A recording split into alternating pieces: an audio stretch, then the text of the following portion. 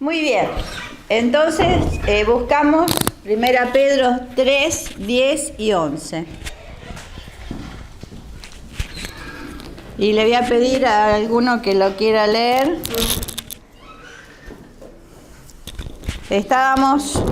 Ahora hacemos como un breve repasito. Vamos a ver hasta dónde llegamos hoy. Y vamos a hablar de una norma apropiada. Como veníamos hablando, vamos a hacer el repaso. Este es el punto C. Habíamos visto el hecho de vivir una vida feliz. Eso está en el capítulo 3, 8 al 12. Y estuvimos viendo una actitud correcta, sean todos de un mismo sentir, los unos con los otros, compasivos, amándonos fraternalmente, misericordiosos, amigables.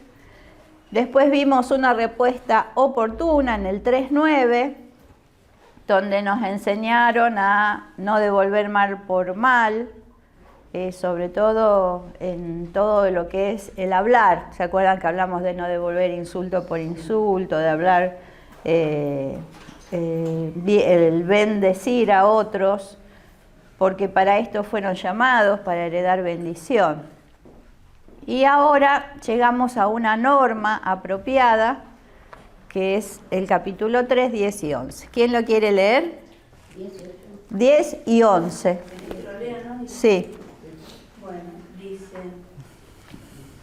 porque el que quiere amar la vida y ver días buenos, refrene su lengua del mal y sus labios no hablen engaño.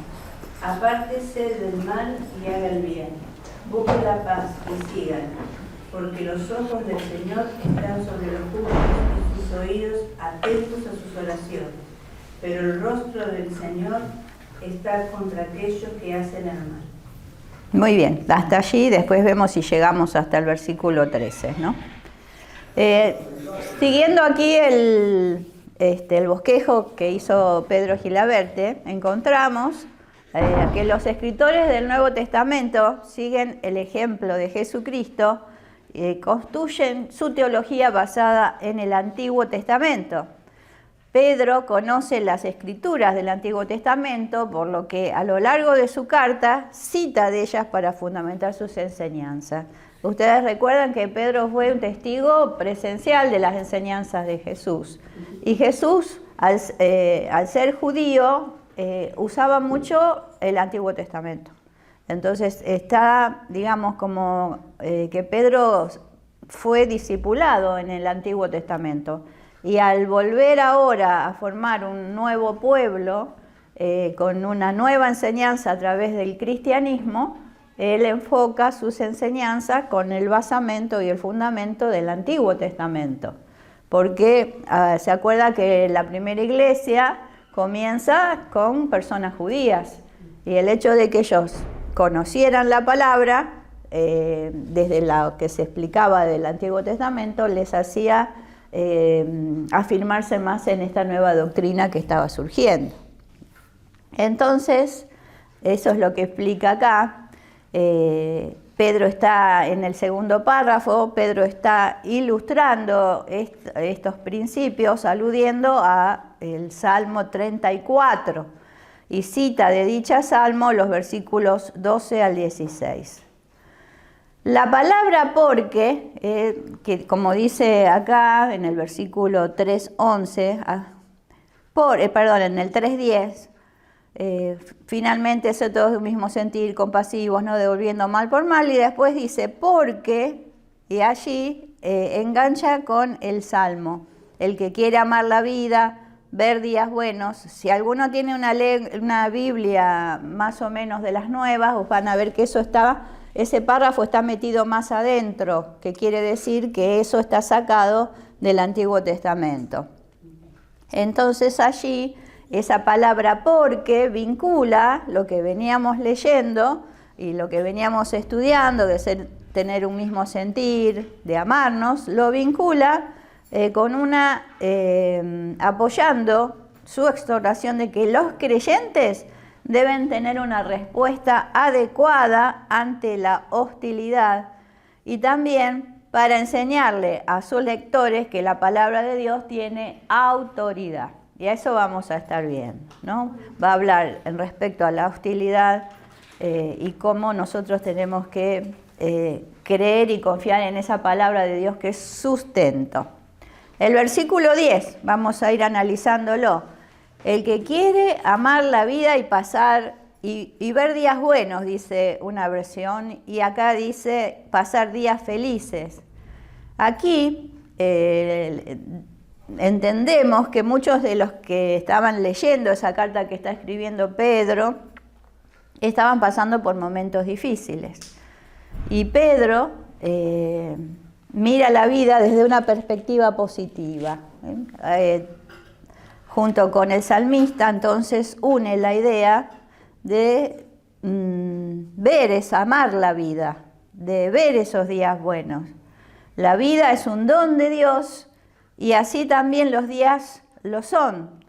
Los cristianos que viven en la armonía con los mandatos de Dios participan ya de esa plenitud de la vida en esta tierra y lo harán después en la eternidad con Cristo. Somos llamados entonces a amar la vida, a disfrutar la vida. Y Pedro se lo está recalcando volviendo a lo que David había escrito en su Salmo. Pero hay algunas cláusulas para esto, ¿no? Si realmente queremos lograr ese beneficio de ese don de la vida que Dios nos da, ¿qué tenemos que hacer? Y ahí empieza. Guarda su lengua del mal y sus labios, guarde su lengua del mal y sus labios de proferir engaño. Ahí ya Pedro va ajustando un poquito la tuerca, empieza por lo positivo y después con consejos. Y sobre todo este consejo es sobre la palabra hablada. Vamos a ver qué se refiere a esto. Guarde su lengua del mal. ¿A qué mal se refiere? La expresión mal, que en la cita vemos, se refiere a la palabra hablada y sirve para reforzar la amonestación de Pedro de que no se debe devolver mal por mal. ¿Se acuerdan que lo habíamos visto? No se debe devolver insulto por insulto, lo habíamos visto también. La lengua es como un mundo de maldad. ¿Recuerdan ese pasaje de Santiago? Que cuánto puede incendiar ese fuego, cuánto mal puede hacer. Y sin el adecuado control, la lengua corrompe y destruye tanto al que habla como al que le presta oído, como al que escucha. Por eso seamos cautelosos cuando lo que hablamos y también lo que escuchamos. Adelante, bienvenida. Además de abstenerse del mal al hablar, siempre estamos hablando del hablar, los creyentes deben estar absolutamente comprometidos con la verdad. Refrene su lengua del mal y sus labios no hablen engaño. O sea, está referido a decir la verdad, a no engañar. Nuestra pertenencia al reino incluye el despojarnos de toda falsedad. Tampoco, ni siquiera es la mentira solamente, ¿no? Es también ser falso, decir algo que ¿por qué lo decimos si no condice totalmente con lo que nosotros queremos expresar? Incluye también otros pecados del habla. Recuerden que estamos con esto. En todas sus múltiples variedades. Incluye el engaño, la astucia, porque yo soy astuta en lo que digo, porque sé lo que puede prender en la mente, en el corazón del otro. Las medias verdades, que decimos la verdad, pero le agregamos algún tipo de media verdad, que no es tanto para nuestra conveniencia. El habla malintencionada, cuando juzgamos, cuando emitimos juicios apresuradamente con malas intenciones, cuando hablamos injustamente. También incluye la exageración. Está muy bueno esto que acá fue puesto así como separadamente, porque nos ayuda también a repensar las expresiones que usamos, la forma que decimos las cosas. Y cuando exageramos de alguna manera también nos estamos alejando de lo que Dios quiere, ¿no?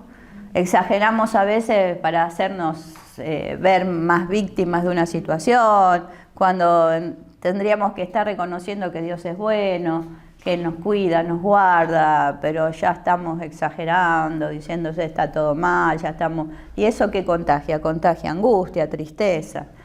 Y todo esto también con ese agregado de falsedad a lo que es verdad desde el vamos, ¿no? Entonces, todo esto tiene que ser de cuidado, nos está diciendo el apóstol Pedro, nosotros en el habla. Cuidemos nuestra forma de expresar las cosas, e incluso el silencio, porque acá dice, el hombre puede sofocar la verdad con silencio. Cuando yo, teniendo la posibilidad de decir una verdad, me callo. Eso también no está bueno.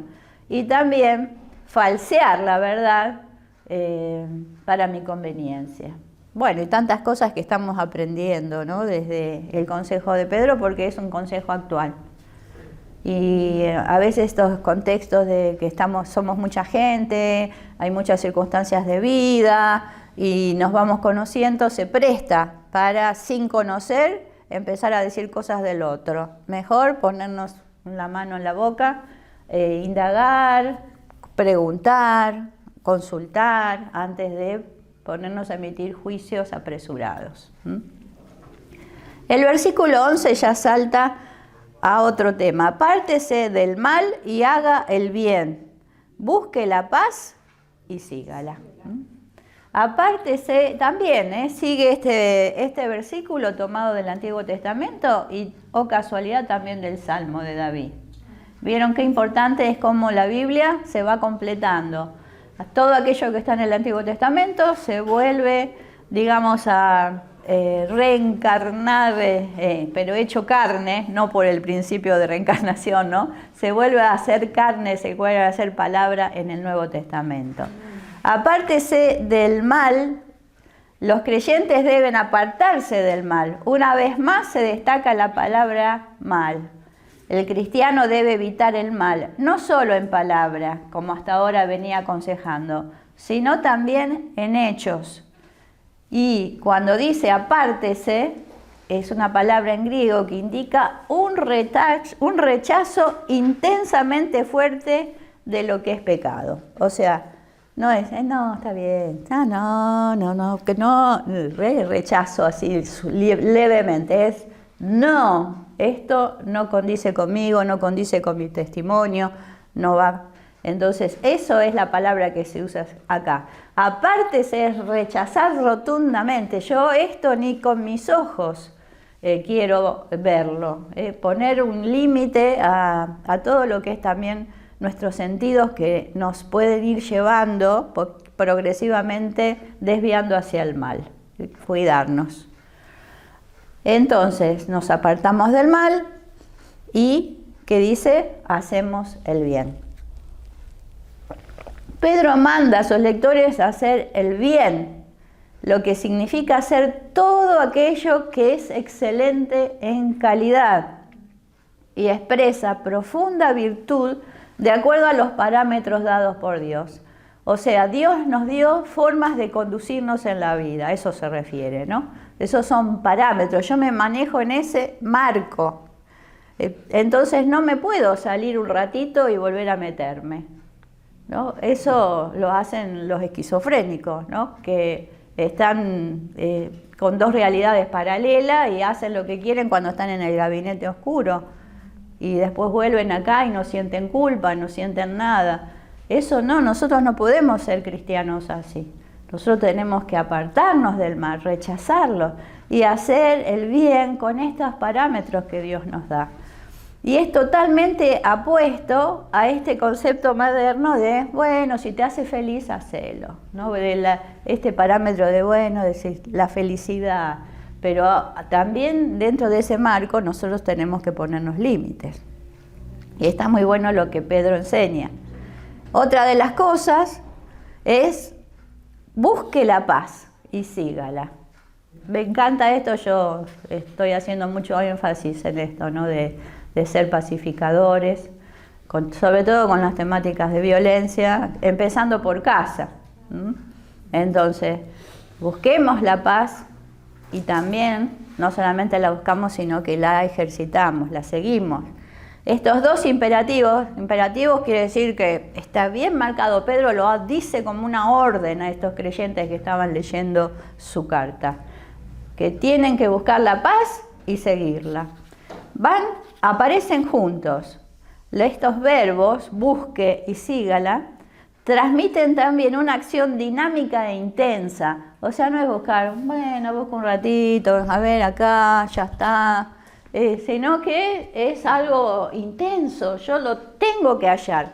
¿No se acuerdan la parábola de la oveja, de la moneda perdida? De cómo ella busca, revisa por todos lados, a ver, ¿dónde está? ¿Dónde está en mi vida la paz? ¿Qué es lo que afecta a mi paz? Y allí yo debo trabajar. Mi relación con un hijo, con un esposo, con un vecino, con un compañero de trabajo, con un familiar. Allí yo debo buscar la paz. No puedo vivir si no vivo en paz, ¿no? Como dijo Jesús, mi paz os dejo, mi paz les doy, yo no se la doy como el mundo la da. Creed en Dios, creed también en mí. Mostramos que somos hijos de Dios creyentes cuando buscamos la paz y la seguimos.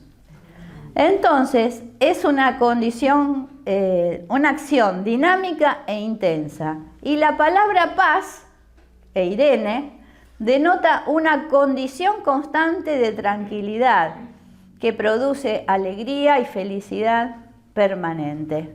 ¿Se acuerdan esta palabra que se usa mucho, shalom, que involucra paz, alegría, gozo? No es la alegría tonta de que nada me pasa, está todo bien. Es que más allá de que nos pasan cosas, experimentamos esa presencia de Dios en nuestra vida que nos fortalece y nos ayuda a seguir con paz y con la alegría de saber que Dios está de mi lado. ¿Quién contra mí? ¿No?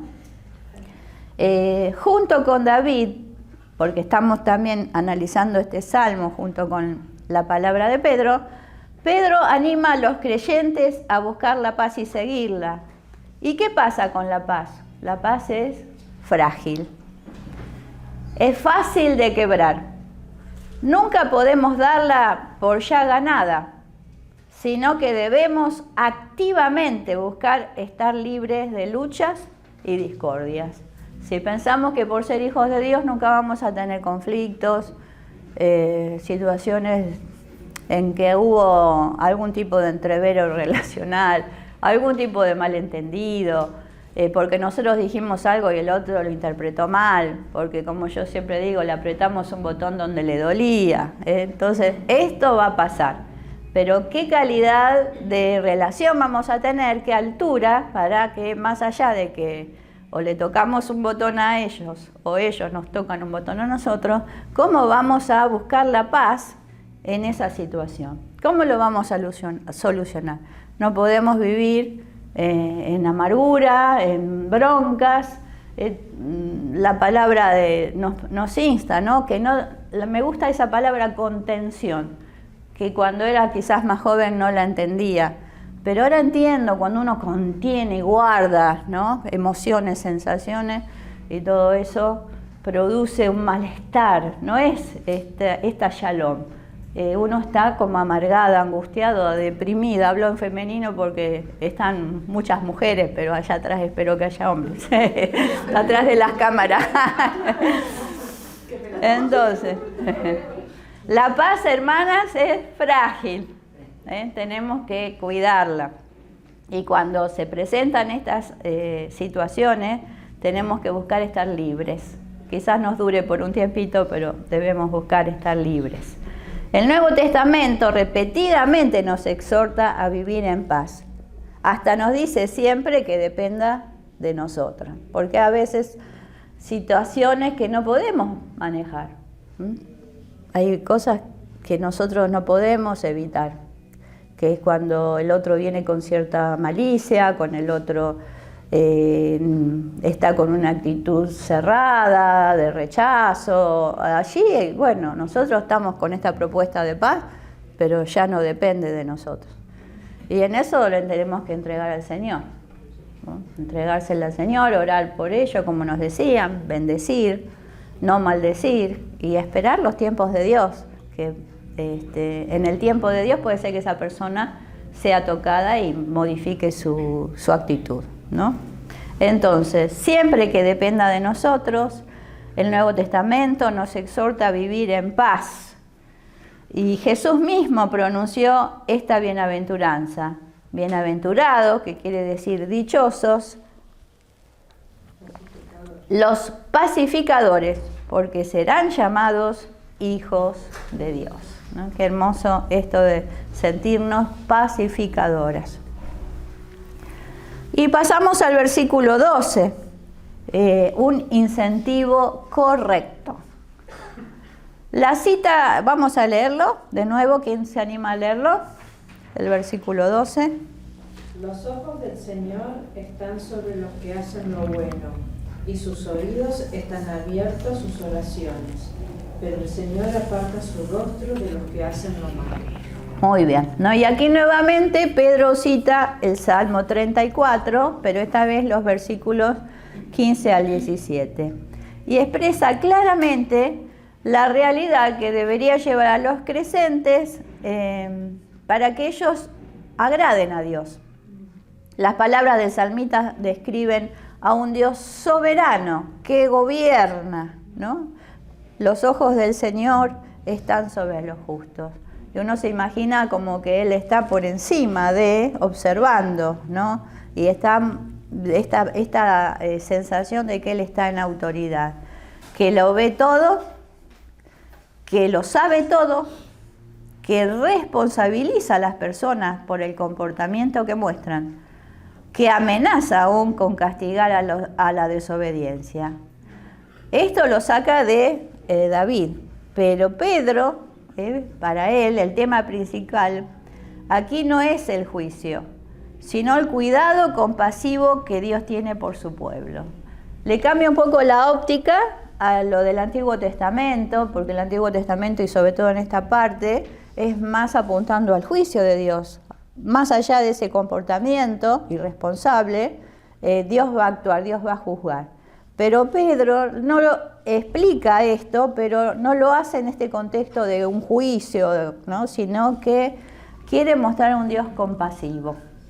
Y esto es todo el cambio que el Nuevo Testamento generalmente trae a la palabra de Dios, ¿no? En el Nuevo Testamento, a través del mensaje de Jesucristo, se hace más visible la misericordia de Dios que el juicio de Dios. Y allí es donde nosotros tenemos que aprovechar este tiempo de la gracia, porque es el tiempo en que nosotros podemos hablar a las personas y decirles que este es el tiempo de la gracia de Dios, que hay un Dios de amor, pero que en su tiempo va a llegar ese juicio. Pero este es el tiempo que nosotros como cristianos tenemos que predicar más que nunca del amor de Dios. Ese cuidado compasivo que Dios tiene. Y esto es bueno recalcarlo. ¿Cuál es nuestro mensaje? ¿O somos los señaladores de los pecados de los demás? Está bien que seamos profetas de nuestro tiempo, pero siempre con una mirada misericordia hacia esa persona, ¿no? Los temas de aborto, de un montón de cosas que no estamos de acuerdo, pero cuando llegamos a hablar todo esto de identidad de género, cuando llegamos a tocar una persona que está por detrás de esos dramas, seamos compasivos, no seamos, ¿no es cierto?, que juiciosos se dice, no, que proclamemos juicio. Juzgadores, eso, gracias. Juzgadores, porque se lo remitimos al Señor y oramos por esa persona que pueda llegar a conocer, como dice acá, ese cuidado compasivo que Dios tiene. Está bien, lo tiene por su pueblo, pero nosotros podemos invitar a esa persona alejada de los propósitos de Dios, que no es pueblo, a que se reconcilien con Dios. Por eso el mensaje es que nosotros seamos reconciliadores, no que seamos juzgadores, que seamos reconciliadores. Y acá lo dice, porque los ojos del Señor están sobre los justos Y otra versión dice, porque el Señor mira con buenos ojos a los justos. Los ojos del Señor es una frase común en el Antiguo Testamento que se relaciona con una vigilancia bondadosa y especial de Dios sobre su pueblo. A veces la frase indica la vigilancia para juicio de parte de Dios, por ejemplo en Amós, pero aquí el énfasis está en su omnisciente conciencia de todo detalle de la vida de los creyentes. Hace especial énfasis en un Dios que mira, pero en este caso está mirando a sus hijos, a su pueblo, y está atento.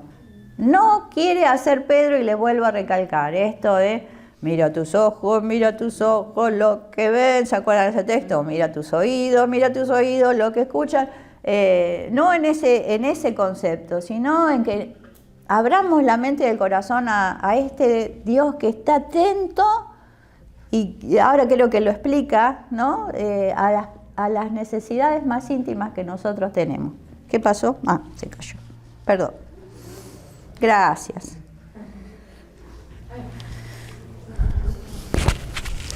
Acá está. Bueno, entonces, ahora lo va a explicar. La palabra, sus oídos atentos a sus oraciones. La palabra traducida oraciones en el griego significa súplica, petición o ruego, atentas las intercesoras, y se relaciona con el clamor de los creyentes para que Dios supla sus necesidades. Debería de ser un gran incentivo para los creyentes vivir de acuerdo a las pautas indicadas por Pedro, sabiendo que pueden tener confianza en que el Señor siempre está observando y listo para oír y contestar sus oraciones, ¿no? Esto me gustó porque realmente saber que un clamor interno, por más que ni lo declaremos, pero que el Señor está observando aún mis emociones más íntimas y puede estar oyéndome y observándome, y en esa acción está cuidando de mí, ¿no?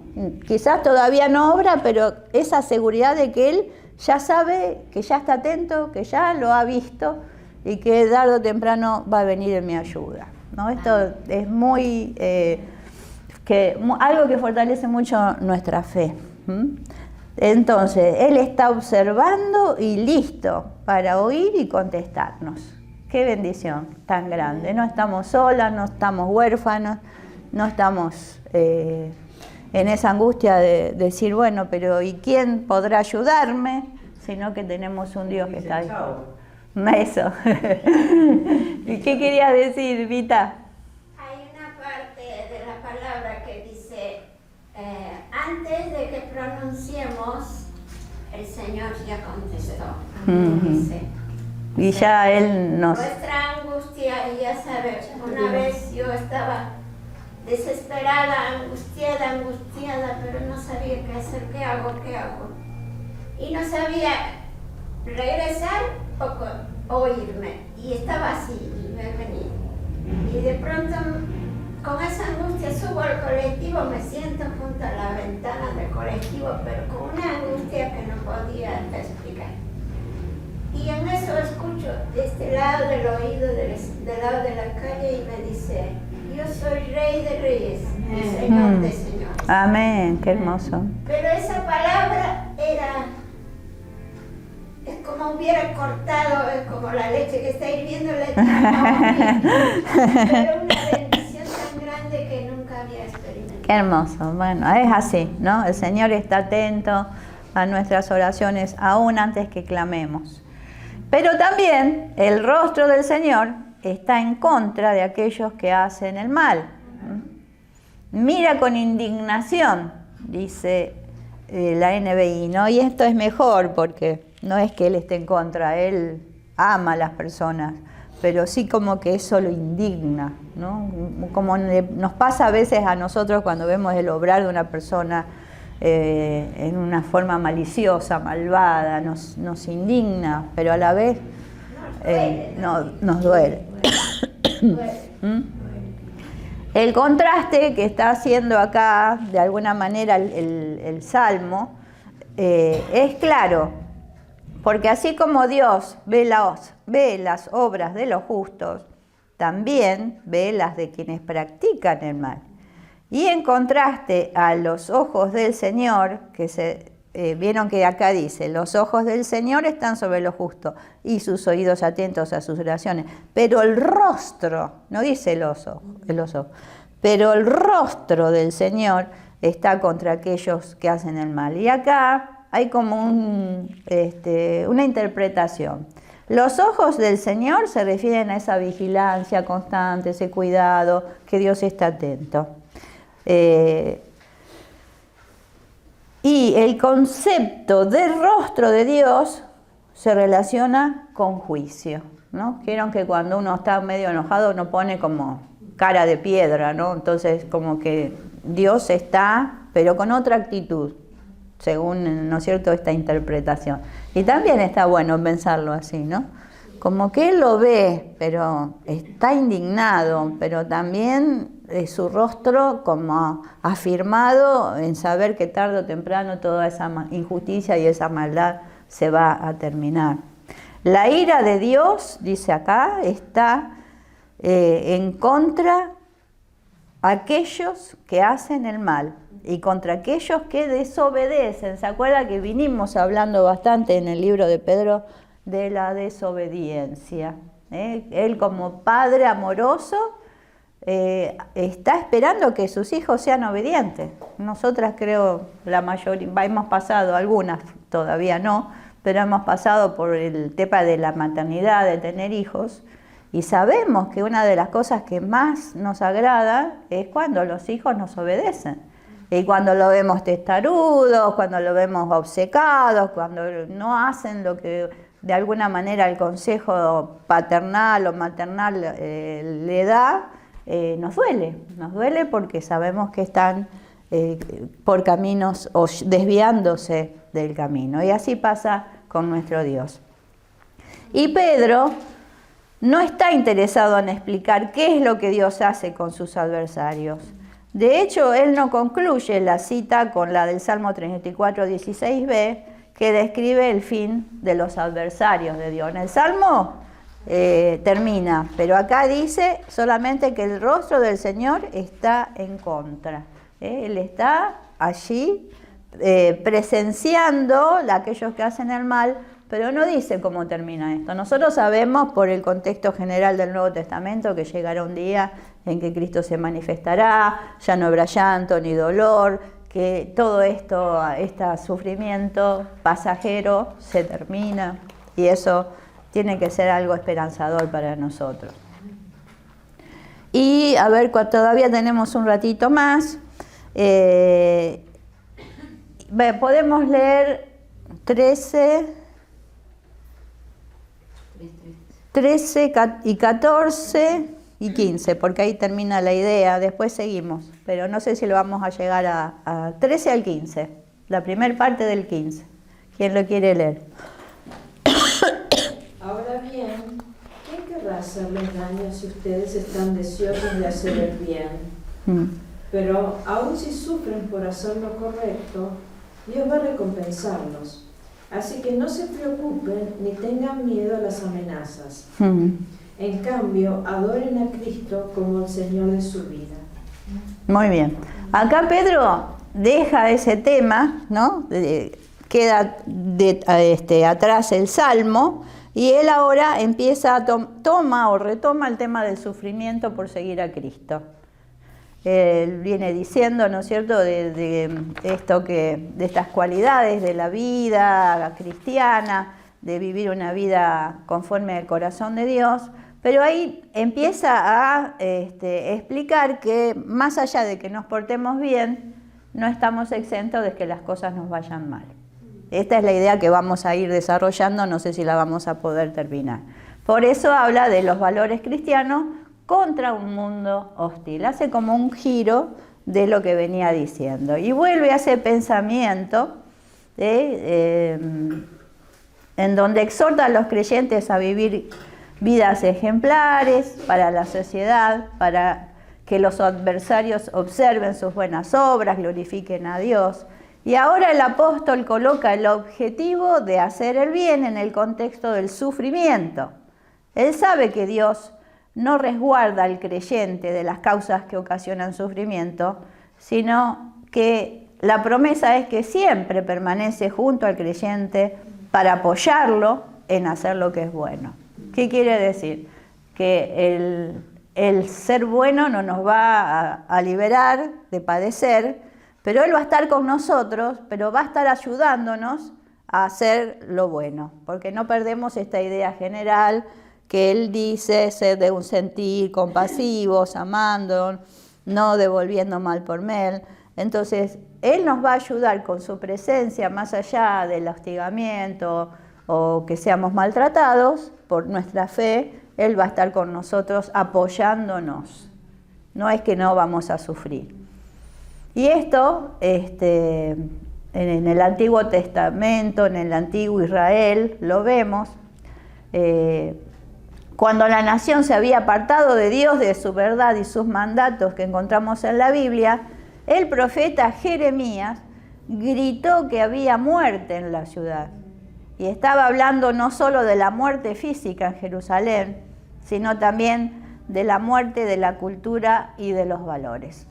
Y bueno, y si nosotros nos levantáramos como madres en Israel, como se levantado algunas de las mujeres bíblicas, podríamos gritar, ¿no? Gritar porque este mundo está cada vez más venido abajo en valores, una cultura que está en contra de lo que Dios nos pide y realmente apunta a toda una muerte, ¿no? Una muerte de valores, una muerte espiritual, porque no aman a Dios, desobedecen a Dios, porque no aceptan, ¿no es cierto?, el camino de creer en Dios como algo esperanzador.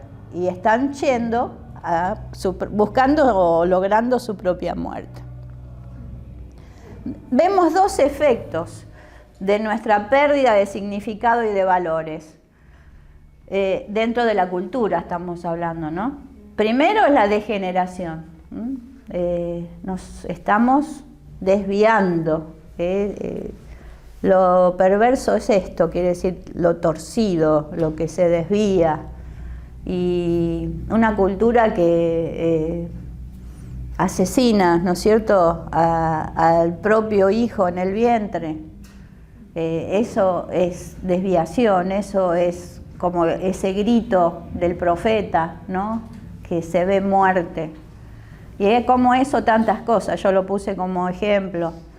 En la marca de la antigua Roma tenemos las huellas de esa cultura que en el tiempo de Pedro se vivía, ¿no? Perversión, violencia sin ninguna justificación. Sin embargo, debemos notar que hay un segundo resultado de la pérdida moderna de significado y de valores, que es más inquietante todavía y que muchos de nosotros no vemos, por eso esta palabra nos tiene que sacudir un poco. Este segundo resultado es que va a existir un grupo de personas que van a dominar y controlar. La sociedad, la excusa va a ser que la sociedad no puede soportar el caos. Entonces, algún grupo o individuo va a llenar ese vacío. Y esta élite de gobierno nos ofrecerá soluciones arbitrarias como verdades absolutas. ¿Y quién podrá interponerse en ese camino? Y a esto apuntamos, ¿no es cierto? Si leemos del Apocalipsis, esas figuras de máxima autoridad, como el falso profeta, como esa figura que representaba la máxima autoridad, ¿no es cierto? El falso Cristo. Y a eso apuntamos, hermanas. Entonces, como dice acá, ¿no? Si fueran destruidos los fundamentos, ¿qué ha de hacer el justo? ¿Qué vamos a hacer, hermanas, cuando todo esto llegue? Quizás algunas no lo veamos con nuestros ojos, quizás le toquen a nuestros hijos. Estamos preparando a nuestros hijos para los tiempos que pueden venir, en esos saltos de la convivencia en un hogar cristiano a un salto donde ellos tienen que confrontarse con el mundo, con la cultura de este siglo que es antidios y anticristo. Entonces, como dice acá, ¿no? Hay veces en que nos pareciera que la maldad está triunfando y destruyendo todo lo que es la base de la fe. Los creyentes de la época de Pedro vivían en ese imperio romano, enfrentando la misma clase de degeneración y depravación que asaltan a la iglesia de hoy. No obstante, ellos enfrentaron hostilidad y persecución más abierta y con mayor frecuencia de la que enfrentamos los creyentes en la sociedad moderna. Y aunque en algunos lugares del mundo en la actualidad existe persecución, esa persecución directa a los creyentes sobre todo, es probable que en los años por venir los cristianos en todas partes enfrenten creciente hostilidad, tanto por parte de los gobiernos como de grupos fanáticos. ¿Les suena a los antiderechos? Nosotros que defendemos la vida somos los antiderechos porque no estamos de acuerdo que la propia madre mate al fruto de vida de su vientre, ¿no? Y somos antiderechos. Y estas cosas injustas las vamos a ver en un montón de situaciones, con la identidad de género, la identidad sexual, con el hecho de una sexualidad que se construye según el niño quiere. Bueno, tantas cosas que vamos a ver de aquí en más, ¿no? Entonces vamos a ser hostigados los cristianos porque nosotros no vamos a claudicar, vamos a mantener nuestras posturas, vamos a mantenernos firmes en lo que creemos y por supuesto va a venir la confrontación como está sucediendo. A pesar de que pareciera que la maldad está socavando los cimientos de la fe, los fundamentos de la vida del creyente no pueden ser destruidos porque son indestructibles. Hermanas, esto nos tiene que alentar, ¿eh? No hay nada ni nadie, ninguna cultura, ningún pensamiento progre, como se le dice, ¿no es cierto?, de todas estas cosas que nos tenemos que renovar, que son tiempos diferentes. No, nada puede mellar nuestra fe y tenemos que no dejarnos destruir porque nosotros con Cristo somos indestructibles. Cristo mismo es nuestro fundamento. Él permanece profundamente arraigado en la historia y en los propósitos de Dios. Por tanto, nadie podrá tocar tal fundamento. Lo hemos visto también en las clases bíblicas. Él es la piedra, Él es el fundamento, Él es la cabeza, Él es el sustento de esa columna. Entonces, nada ni nadie nos puede separar de ese amor de Cristo que quizás nos toque revalidar aún en momentos de persecución, pero es indestructible. Este pasaje se dirige a todos los cristianos que viven de manera santa en medio de una cultura hostil e impía. Y por eso tenemos que ser apasionados por la bondad. El versículo 13 al 15 que leímos, ¿quién es aquel que les podrá hacer daño si ustedes hacen el bien? Mas también si alguna cosa padecen por causa de la justicia, son bienaventurados. Por tanto, no se asusten por temor de ellos, ni se conturben. Hasta ahí vamos a hacer solamente esto, hasta ahí. El temor, ¿no? Vencer los temores, vencer los miedos, tener una pasión. Porque si seguimos el bien con la mano de Dios, ¿quién nos podrá hacer daño? ¿Se acuerdan este texto que dice, si Dios es por nosotros, ¿quién contra nosotros?